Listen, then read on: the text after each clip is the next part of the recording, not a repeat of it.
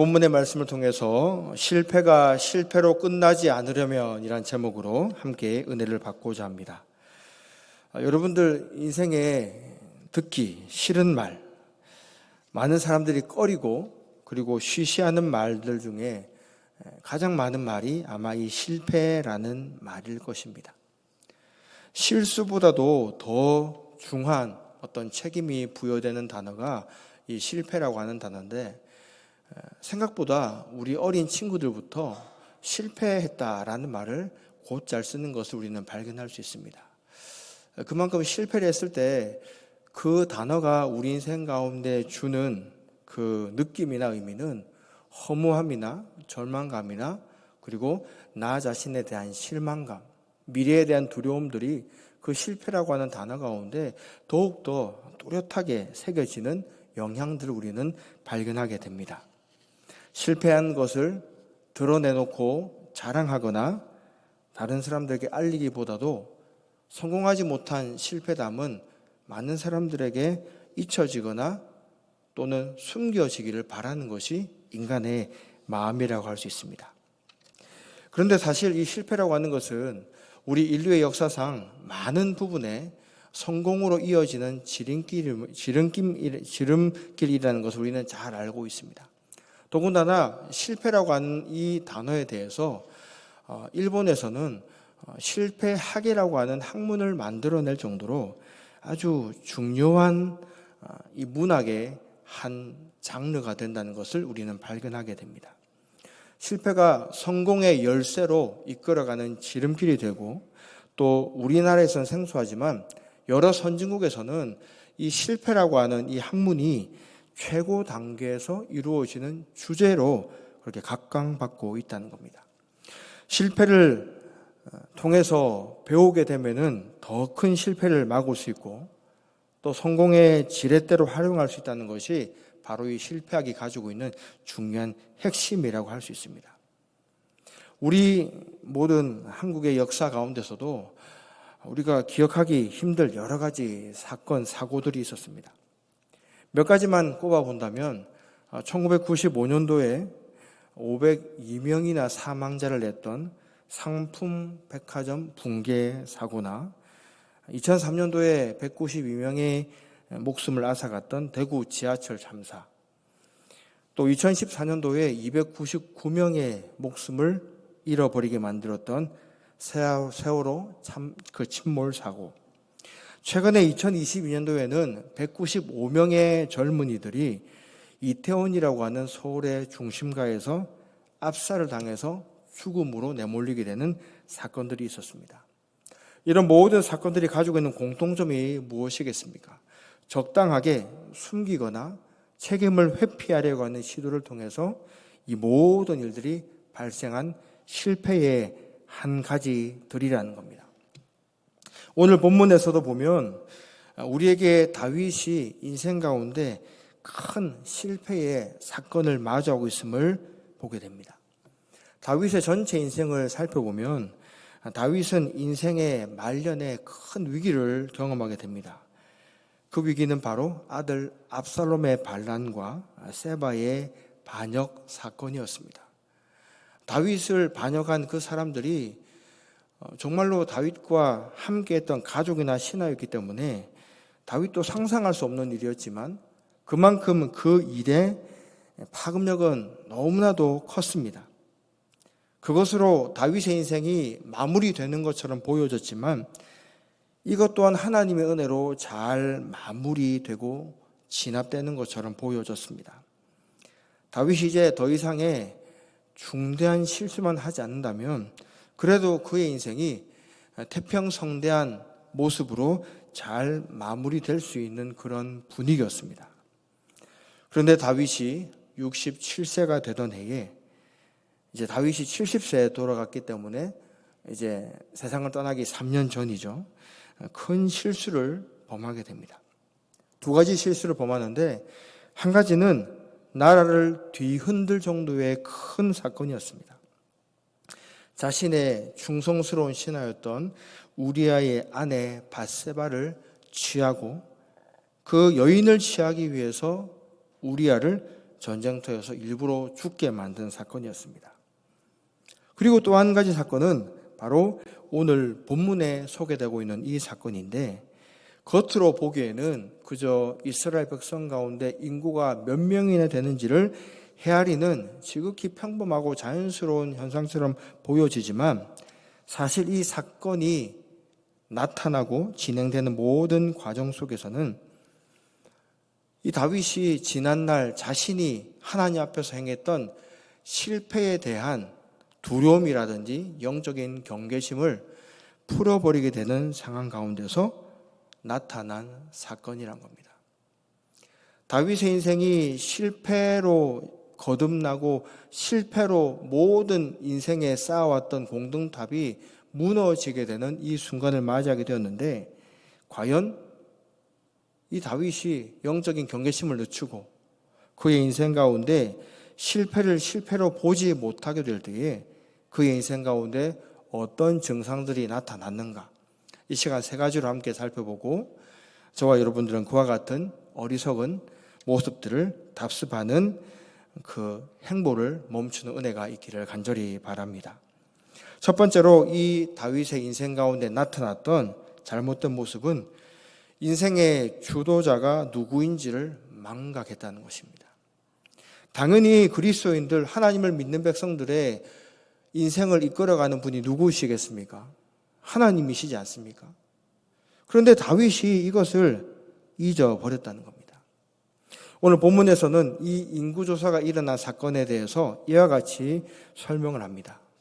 1절을 보면요, 여호와께서 다시 이스라엘을 향하여 진노하사 그들을 치시려고 다윗을 격동시키사 가서 이스라엘과 유다의 인구를 조사하라 하신지라.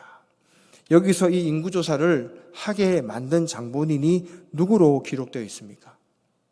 여호와 하나님이라고 기록을 하고 있습니다. 그런데 사무엘상 사무엘하 24장의 이 본문이 역대상 21장에도 그대로 기록이 되어 있거든요. 그런데 역대상 21장 1절을 보면은 오늘 본문과는 조금 다르게 이 사건을 시작하고 있습니다. 우리 한번 역대상 21장 1절 말씀을 우리 함께 읽어보겠습니다. 시작.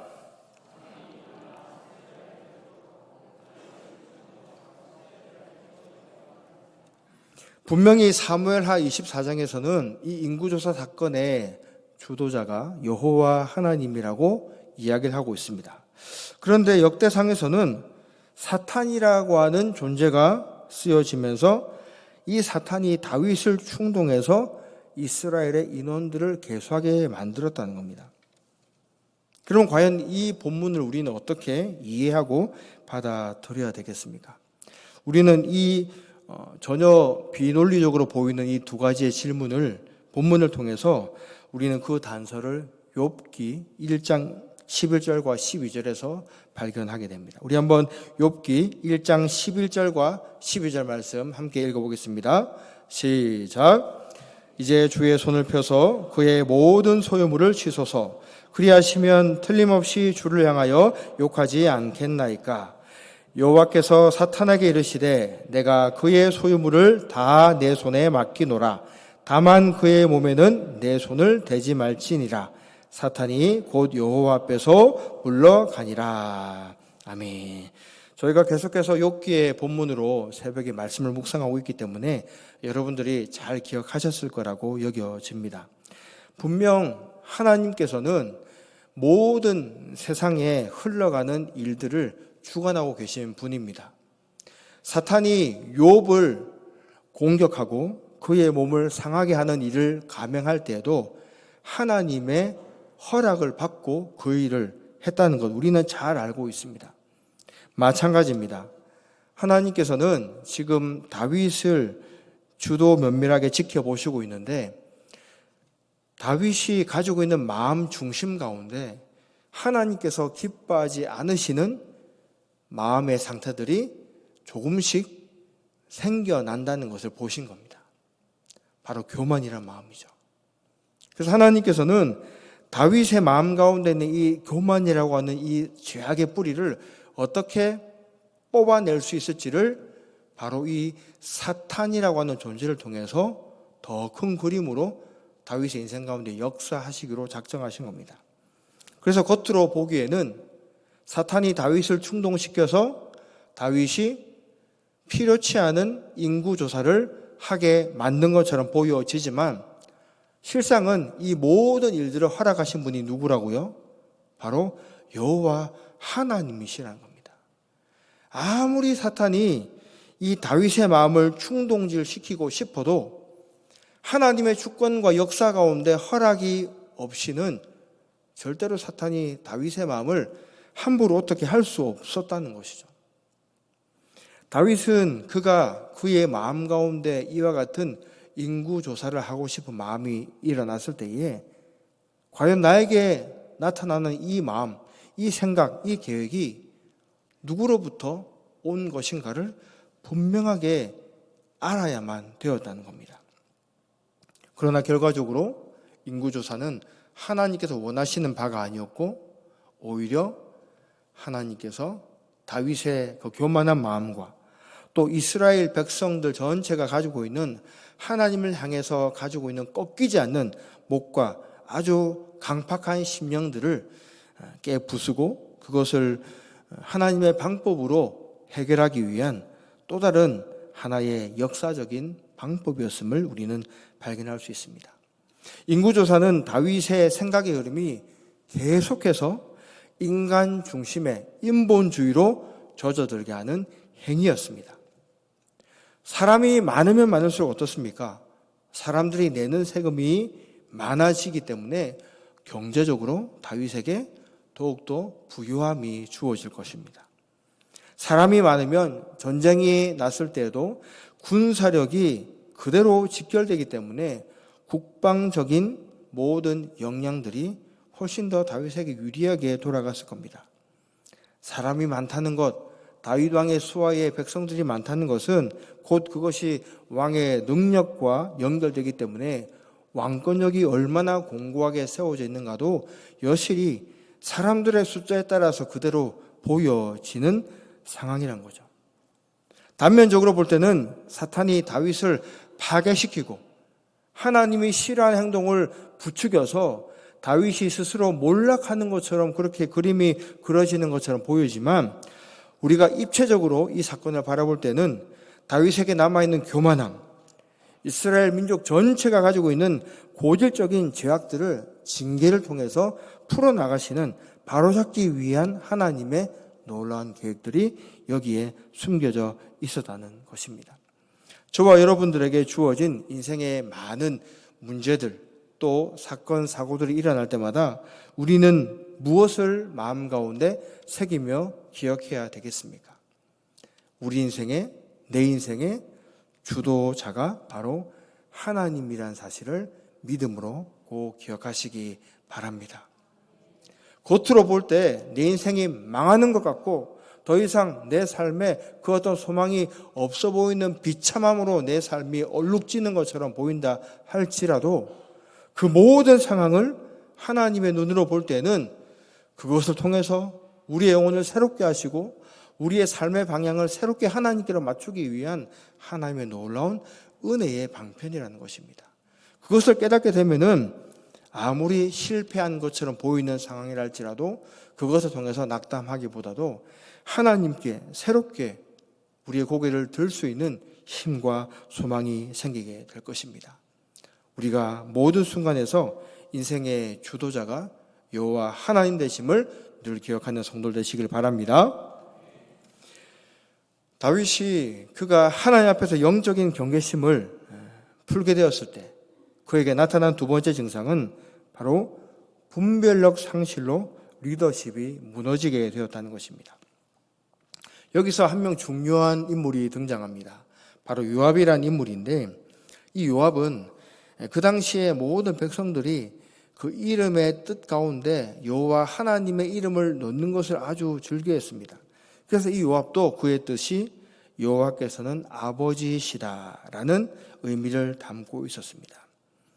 요압이 자신의 이름을 되새기면서 누구를 자연스럽게 영상해야 됐겠습니까? 여호와 하나님을 생각하고 연결할 수 있는 인생을 살아야만 됐었습니다. 그런데 요압은 그렇지 못했습니다. 일단 요압은 태생적으로 참 유리한 환경을 가지고 태어난 사람이었습니다. 다윗의 이복 동생이었던 스루야의 아들이었습니다.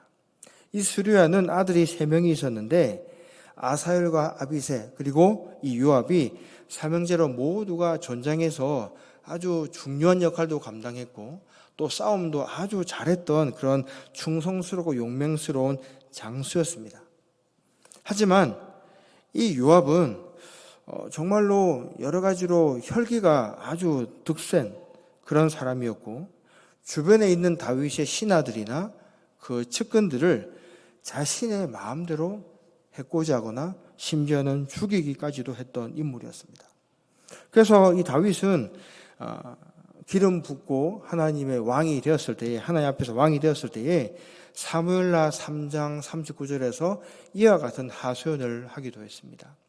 다윗이 요압을 어떻게 생각하는지 요압의 아들들을 어떻게 생각했는지가 그대로 표현되고 있습니다. 우리 한번 한 목소리 읽어보겠습니다. 시작. 내가 기름 부음을 받은 왕이 되었으나 오늘 낙하여서 스루야의 아들인 이 사람들을 제어하기가 너무 어려우니 여호와는 악행한 자에게 그 악한 대로 갚으실지로다 하니라. 아멘.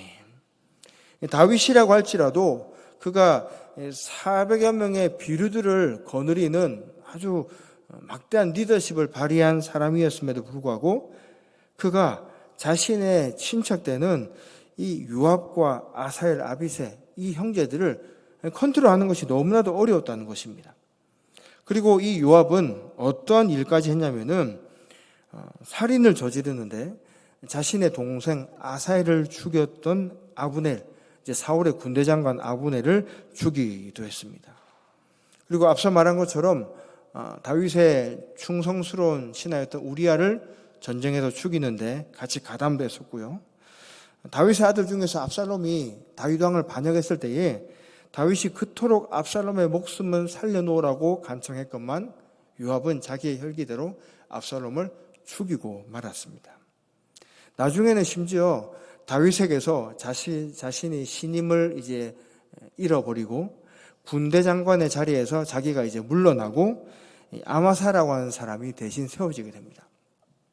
저 자리가 내가 있어야 될 자리인데 다윗이 나를 이제 안 좋게 보고는 나를 내몰고 다른 사람을 세웠다는 거죠. 그래서 이 아마사를 요압이 또 살해하는 일까지 나타났습니다.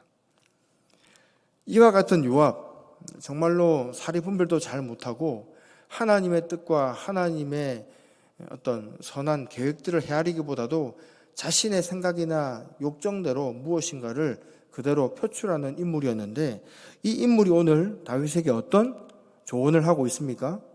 지금 왕께 사는 인구조사가 잘된 것이 아니고 잘못된 것이라고 얘기를 하고 있는 겁니다. 이 백성이 여호와 하나님께서 허락만 하신다면 지금 숫자보다도 100배나 더 많게 하실 수 있는데 왕이시여 굳이 이 인구조사를 꼭 해야만 되겠습니까? 이런 이야기들을 3절에서 합니다.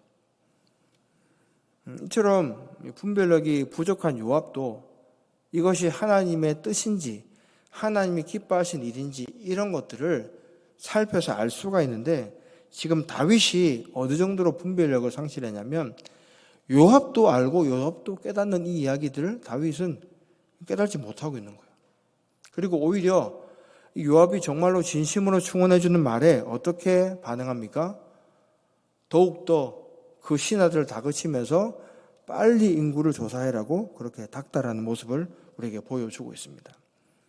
그리고 이 명령을 받은 요압은 끝까지 다윗이 내린 명령에 불만을 품고 이스라엘의 모든 지역들을 돌아보는 것처럼 하지만 결국은 베냐민 지파와 레위 지파의 족속들은 인구 조사하는 그 셈에서 일부러 빠뜨리고 셈을 하지 않는 일을 행하게 됩니다. 그만큼 이제 요압이 볼 때도 다윗이라고 하는 인물이 예전에 내가 알고 있는 내가 모시던 왕의 모습이 아니라는 것을 요압이 이제 하나씩 알게 되었다는 겁니다. 더군다나 오늘 요압이 군대 장관의 자리에 있을 때에 다윗을 통해서 인구조사의 명령을 받았습니다. 군사령관, 군대장관 아주 중요한 보직을 받고 있는 이 사람이 일선에서 해야 될 일이 무엇이겠습니까? 전선을 지키고 적군들을 항상 경계하면서 이스라엘 백성들을 안전한 가운데 지키고 보호하는 일을 이 사람이 해야 되는데 이 사람이 지금 무슨 일을 하고 있습니까? 인구조사를 하고 있습니다.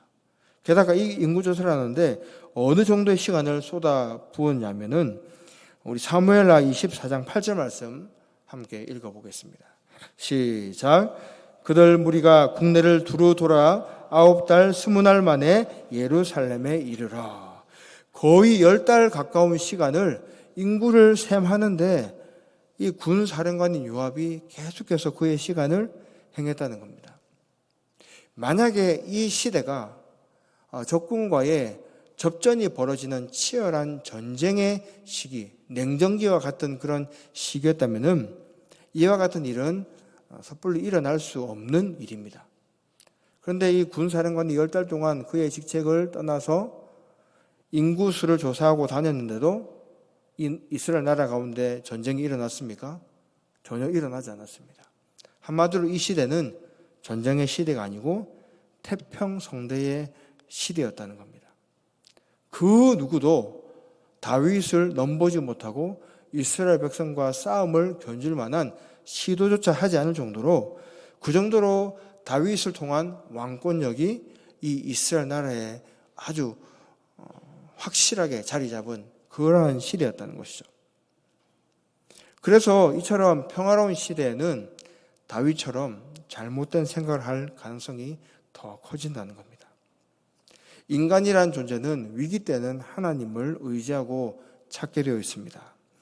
하지만 평화로운 시대가 오게 되면은 하나님을 의지하기보다도 하나님이 아닌 다른 것들에 많은 관심을 가지게 됩니다.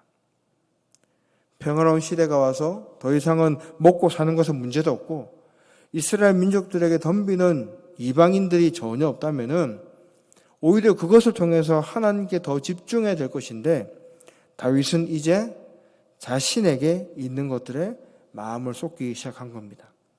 하나님이 아니라 하나님께서 주신 복들을 셈하고 얼마나 나에게 주어졌는가, 그것들이 얼마나 나에게 풍요롭게 채워져 있는가, 이런 것들을 바라보고 집중하는데 그의 시선이 돌아가게 되었다는 겁니다. 그만큼 하나님 앞에서 인간이라는 존재가 얼마나 나약한 존재인지를 우리에게 보여주는 것이죠. 세 번째로 이와 같은 상황에서 다윗의 인생 가운데 주어진 증상은 바로 나의 소유에 집착하면서 하나님을 향한 시력을 잃어버리게 되었다는 겁니다. 다윗이 강권적인 명령으로 인구들을 조사했습니다. 그리고 130만 명이 결과적으로 나타났습니다.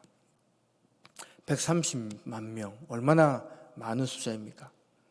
이스라엘 백성들이 가나안 땅을 향해서 출애굽을 했을 당시에 보면은 민수기 1장 46절에서 이스라엘 백성들의 숫자가 소개되고 있는데 우리 한번 같이 보겠습니다. 민수기 1장 46절입니다. 함께 읽겠습니다. 계수된 자의 총계는 60만 3,550명이라. 자, 이게 숫자로 안 주어지면은 조금 감이 안 와서 제가 일부러 숫자를 같이 넣어 놨습니다. 60만 명이 넘는 사람들이 출애굽을 했죠. 근데 그 60만 명이 넘는 사람 중에서 가나안 땅에 들어간 사람은 몇 명이었을까요? 단 2명이었습니다. 60만 명이 넘는 그 어마어마한 숫자 중에서 단 2명만이 가나안 땅에 들어간 겁니다. 나머지 백성들은 이 출애굽한 1세대 백성들의 자녀들이 들어간 거죠. 그렇게 가나안 땅에 들어간 백성들이 하나님의 은혜를 통해서 이제 130만 명이 되었습니다. 그렇다면은 이것은 우리에게 무엇을 말해주고 있겠습니까? 60만 명, 130만 명, 이와 같은 숫자가 많은 것이 중요한 것이 아니라는 겁니다. 하나님께서 보시는 것은 인구가 몇 명이 되었는가, 얼마나 많은 사람들이 불어났는가 이것을 보시는 것이 아니고 그 중에 과연 하나님의 뜻에 합한 사람이 몇 명이나 있는가 그것을 보신다는 겁니다. 60만 명 중에서 2명이 선택받았습니다. 그렇다면 확률적으로 볼 때 130만 명 중에서는 몇 명이 선택받을 수 있겠습니까? 많아봤자 5명, 4-5명? 그 정도의 사람이 선택받는 확률이죠. 다윗이 자신에게 주어진 모든 인구들의 수를 계수하는 것은 어떻게 보면 왕으로서 충분히 그럴 수도 있지 않은가라는 생각도 할 수가 있습니다. 그러나 그가 선택하고 감행한 행동은 하나님께서 과연 무엇을 중요하게 보시는가를 하나님의 시선과 핵심을 여지없이 놓쳐버린 인간의 어리석음을 그대로 보여주는 모습이라고 할 수 있다는 거죠. 아무리 사람이 많다 하더라도 그 많은 숫자의 사람을 가지고 하나님께서 일을 하시는 것 절대 아니지 않습니까? 하나님께서 일하시는 것은 사람들의 생각과 기준과 사람들의 계획이 아니라 하나님의 뜻과 그분의 마음에 맞는 단 한 사람을 찾으시는 그분의 계획을 따라서 이 세상의 역사가 흘러가고 있다는 것입니다. 130만 명의 사람들의 다윗은 눈이 꽂혀 있습니다. 하지만 그가 이 사람들의 개수를 보고받은 이후에 10절을 보면은 다윗이 자기가 하나님 앞에서 얼마나 잘못된 행동을 했는지를 그대로 깨달아 알게 됩니다. 인간이 이렇게 나약한 존재라는 겁니다. 조금만 지나면 자신의 행동이 얼마나 어리석은지를 깨달아 알면서도 그 순간순간의 시간을 참지 못하고 자신의 생각이 맞고 자신의 계획이 올바르다는 착각 가운데서 이와 같은 잘못된 선택들을 하게 된다는 겁니다. 말씀을 맺겠습니다. 사람들이 겪게 되는 실패에도 나름대로의 법칙이 있다고 합니다. 바로 실패의 라인리히 법칙이라는 것인데 1대 29대 300의 법칙입니다. 하나의 큰 재해가 있기 전에는 29개의 경미한 사건들이 일어나고 그리고 이 29건의 일들이 일어나기 전에는 전혀 인명피해도 없지만 사람들이 깜짝 놀랄 만한 그와 같은 300건의 일들이 일어난다는 것입니다. 다윗이 오늘 경험하고 있는 이 실패는 그저 한순간의 잘못이 아니라 지금까지 다윗의 영성과 그의 믿음과 신앙이 조금씩 무너져가고 있었음을 우리에게 보여줍니다. 이 말씀을 우리들에게 적용하면 어떻게 적용이 가능하겠습니까? 아무리 하찮게 여겨지는 일들이라 할지라도 우리는 그 속에서 하나님의 자리를 만들어 놓아야 한다는 것입니다. 아침에 눈을 떴을 때 가장 먼저 어떤 일을 할지에 대한 결정이나 자기 전에 내가 어떤 생각을 하다가 잠자리에 들게 될지에 대한 것들까지 우리 삶의 정말 사소하고 소소한 일상들의 영역에서부터 하나님의 주권을 내어드리는 연습을 해야 된다는 것입니다. 그렇게 할 때 우리 신앙생활 가운데는 하나님께서 기뻐하시는 뜻이 어디에 있는지에 대한 분별력을 놓치지 않게 되는 은혜를 경험하게 될 것입니다.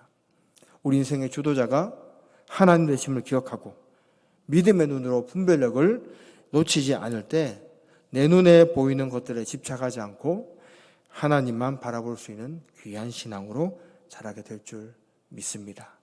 저와 여러분들이 그러한 믿음과 신앙으로 하나님께 더욱더 기쁨이 되어드리고 충성스러운 종이 되기를 주님의 이름으로 간절히 부탁드립니다. 사랑의